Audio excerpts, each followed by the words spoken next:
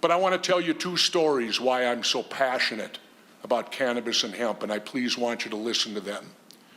First story is this: cannabis saved my life. Let me sink that in. Not me personally, but the 38th First Lady of Minnesota. And if I get choked up a little, bear with me.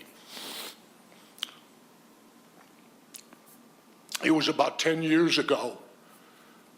First Lady Terry Ventura started suffering from late-stage seizures, late-in-life seizures. She was seizing 2 to 3 times a week. And these were the type of seizures where you can't do anything but comfort the person, make sure they're breathing, make sure they're not swallowing their tongue, everything like that. Our life was over. We went to the doctors. They put her on 4 different seizure medicines. First 1 did not work. First 2 did not work. Third one did not work. Fourth one did not work.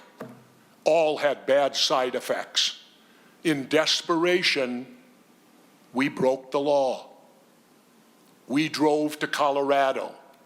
I have friends there that I met in my home in Mexico, and when we got there, my wife seized in the hotel the night before we got there.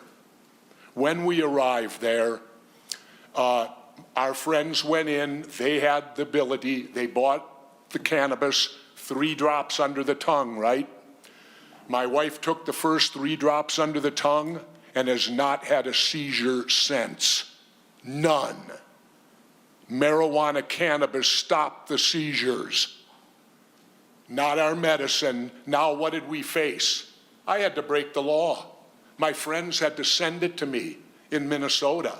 Well, I kind of took the attitude of Dirty Harry Callahan when I said, well, then the law's wrong, because I'm putting my wife ahead of Minnesota law, and I'll admit that today. I did. So we got what we needed. Minnesota finally legalized, quote, medical.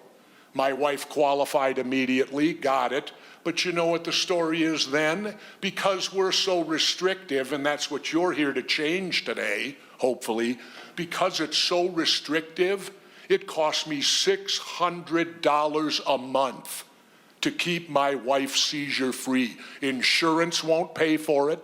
Nobody will pay for what works. They'll pay for what don't work, but they won't pay for what worked. And today, my wife, it's now, because you've expanded, it's down to $300 a month now. If it was Colorado, it would be $50 a month. Why? Because in spirit of true capitalism, when you get more out there, it drives prices down. That's what capitalism's supposed to do, drive prices down. The way you're set up today, you got a monopoly in Minnesota. I don't know who's providing whatever, but if you open up the doors, capitalism will take hold. Prices will go down. I don't want no other family to have to go through what my family went through. I don't want anyone to have to do that.